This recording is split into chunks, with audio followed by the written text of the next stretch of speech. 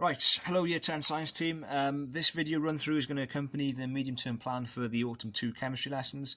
If you see what I've done for the MTP on the right hand side of the lesson breakdown, you've got some key exam questions, and what I'm going to do here is just going to go through how to answer some of them. First example is from quantitative chemistry. So the culmination of the unit would be a question such as this one on reacting masses. And you get a question such as this one, starting with 2 grams of hydrogen, what mass of hydrogen chloride would be produced? Okay.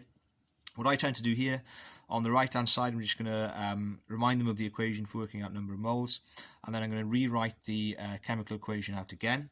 Then what I'm going to do underneath, I'm going to write a little table. Okay, so I'm going to make a little table with one column underneath the hydrogen, one column underneath the chlorine, and one underneath the HCl. We won't actually be needing this because there's no information on the HCl.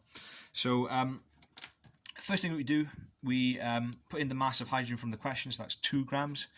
Okay, and then we read the question. It says, what mass of hydrogen chloride will be produced? So I'm just going to highlight this because this is what we need to get to. Okay, that's what we need to get to in the end.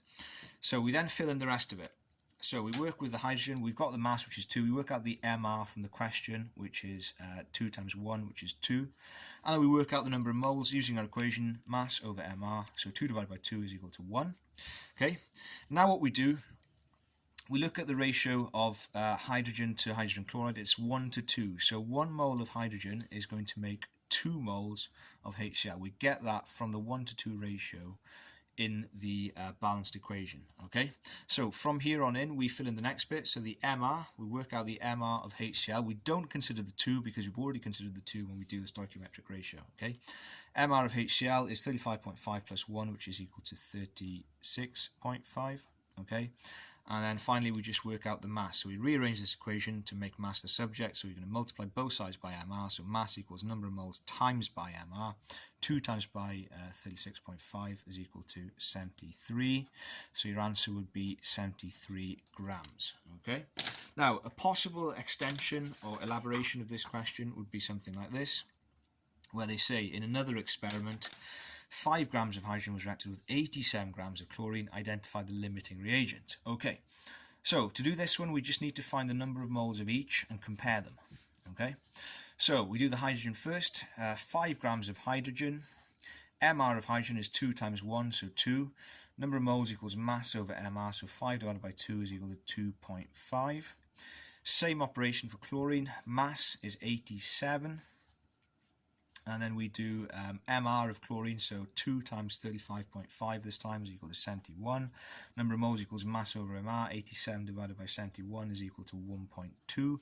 And we compare these two numbers, 2.5 versus 1.2. Well, 1.2 is the smallest, therefore Cl2 is limiting. It's the limiting reagent in this particular case. Okay, so we're going to leave quantitative behind right there, and we're going to move on to the next part, which is chemical changes. They like to use practical based questions in chemical changes, so be prepared to teach lots of practical skills, I guess. Okay, so a question such as this one could come up, where it says a student is investigating temperature change and displacement reactions. Okay, and the student's results were used to place these metals in the reactivity series, and it says describe a method to find the position of an unknown metal in this reactivity series. Your method should give valid results. Okay, so what we need to be aware of here is we need to give a brief details of a method and how you would place your unknown metal in amongst these other metals. Okay, so what we need to say here is I would really encourage your students to be very, very brief and use kind of bullet points as much as possible. So for your first bullet point, what you're going to say is you're going to add the same mass of the unknown metal to the same volume of copper sulfate solution. So what I'm doing there is I'm taking care of control variables. So I'm saying that I'm adding the same mass of unknown metal as you used for these to the same volume of copper sulfate that you used in this reaction. Okay. Number 2, okay, you're going to measure the temperature change. We don't have to be specific as to as to how we do this. If you wanted to be specific, what you could say is before you do point number 1, you could say measure the initial temperature of the copper sulfate solution, and then you're going to measure the temperature afterwards later on. Okay, and then number 3, what you're going to do is you're going to place the metals in order of increasing temperature change. Okay, so that will actually get you the 4 marks. You get 1 mark each for each of the 3 points, and then you get the 4th mark for saying that you use the same mass of the unknown metal to the same volume of the copper sulfate solution. Okay, right, so the next question that we want to look at again is on the same unit, on the chemical change unit, but this one is one of the questions about making a salt solution. So we need to do lots of practice on making these salt samples, I should say, okay, because they do come up a lot in different guises. Okay, so this one says, describe a method to make pure dry crystals of magnesium sulfate from a metal oxide and a dilute acid. So I'm not going to run through the entire answer, but I'm just going to highlight a few key things. It's actually a good opportunity to use something like dual coding. So what you could do is you could say that you begin with a conical flask, and you have a, for example, in here you've got a known volume of acid. Now, we are making magnesium sulfate, so we need to be making sure that we are using sulfuric acid here. Okay. Now, what we're going to do, we need to add a metal oxide, and we're trying to make magnesium sulfate, so it has to be magnesium oxide. So what we would do is we would maybe have a spatula, okay, and some magnesium oxide powder. Okay, so let's just label that. So that is magnesium oxide powder. Okay, and we'd be adding this into the solution until this is in excess. Okay, so we need to make sure that we've got an excess of the powder so that all of the acid is reacted. Okay, otherwise we won't get a pure sample of our salt. Okay, to aid the reaction, we could apply some heat with a Bunsen burner, for example.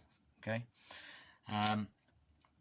And then in our second stage, what we would do is we would perhaps filter, okay, and we would collect your filtrate at the bottom, and then you'd discard your residue.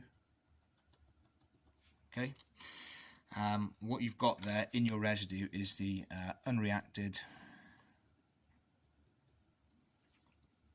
magnesium oxide, and therefore what you've got in here is your magnesium sulfate, your MgSO4 solution. Okay, but we don't want the solution, we want pure dry crystals, so we need to do something to this. So what we do is we take our solution, okay, and then again we apply some gentle heating, okay, using a Bunsen burner or similar, until you are left with or until you have evaporated half of the solution. Okay, and then what you do, you leave this at room temperature and allow crystals to form. Okay, so what you then should end up with is crystals of your magnesium sulfate solution. Okay, so it's really important that we get this method right, and that we get the students able to repeat it as well as possible. Right, so final question is to do with electrolysis. I want to spend a little bit of time going through electrolysis because it is a really kind of difficult subject, right? So a student has made a hypothesis here that that when you electrolyze a salt solution, a metal is always produced at the negative electrode, right? So that's the hypothesis that they've made, and you need to describe how you would test this hypothesis in the laboratory. Okay, so to do this, you basically need to draw out a label diagram of the electrolysis setup. So what you need is a beaker. Okay, you need 2 electrodes, so ideally 2 graphite electrodes, something inert but that can also conduct electricity. Okay, we need a cell to complete the circuit, and you should include the signs of the electrode. Okay, you should label it as well, so negative is the cathode, positive is the anode. Okay, and obviously your solution is going to be your electrolyte. Okay, and then it says give the independent variable. So the independent variable here is the salt. Okay, and then the observation. Well, if the observation was true, if that every time that you carry out electrolysis of a salt that you produce a metal at the cathode, then the observation would be metal is deposited at the cathode. Okay, the student's hypothesis is only partially correct. Explain why the product at the negative electrode is not always a metal. Okay, well, it is sometimes hydrogen. Okay, and the reason why sometimes it's hydrogen. If you electrolyze an aqueous solution of a salt, then it's always going to be the least reactive species is produced at the cathode. Okay, so I want to get into this a little bit because it is an area of a little bit of confusion, right? So now if we have a situation where we just have electrolysis of something molten, let's get rid of this. Right, if we have something molten, so we'll do aqueous in a second, but if we have something molten, so let's say that we've got positive and negative. Okay, if we say that our electrolyte might be, let's say, sodium bromide, NaBr, and it's molten, so it's we don't have any water in our solution at all, then this is a kind of simple case. Na plus will go to the cathode, and Br minus will go to the anode, and you'd be making sodium, you'd be depositing sodium metal on the cathode, and you'd be seeing liquid bromine form at the anode. Right, that's relatively straightforward. Now, what happens then when you've got copper sulfate in an aqueous solution in your as your electrolyte? Well, what we've got here is we've got lots of ions. We've got copper, we've got sulfate, but it's aqueous, so we've also got water, which will be split up as well. So what you've got is a choice. You've got copper 2 plus, you've got SO4 2 minus, and then you've also got H plus and OH minus. So all of these are swimming around in your aqueous solution, and the students need to be able to deduce what gets formed at the cathode and the anode. Okay, so we'll begin by talking about the cathode. So at the cathode, the rule is that the least reactive species will get formed at the cathode. Okay, so we need to identify the positive species. So we've got H plus and copper 2 plus. Now copper is very, very unreactive. Okay, so it's the least reactive that gets formed at the cathode. So the copper, okay, will get formed at the cathode. So copper 2 plus will actually gain electrons at the cathode, and you'll see a coating of copper around the outside of your electrode, okay, as copper gains electrons and turns into copper metal.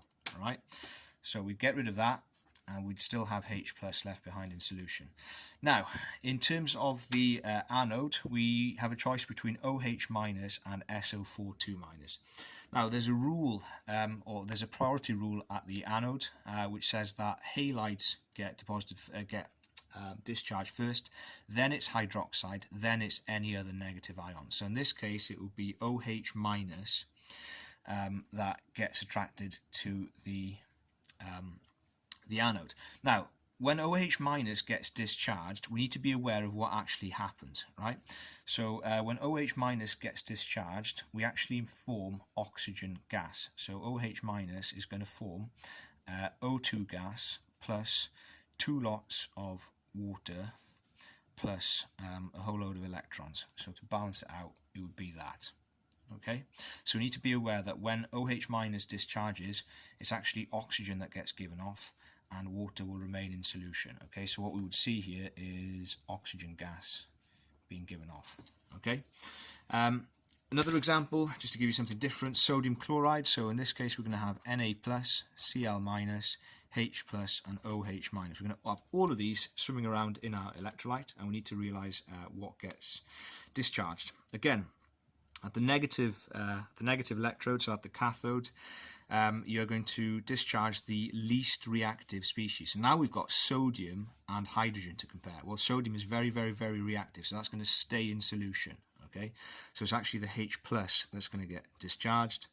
So what you end up with is hydrogen gas being formed. So we get rid of the hydrogen, and then we think about what happens at the anode. Remember, the anode, the priority rule at the anode is halides. So halide goes first, then it's OH-, then it's anything else.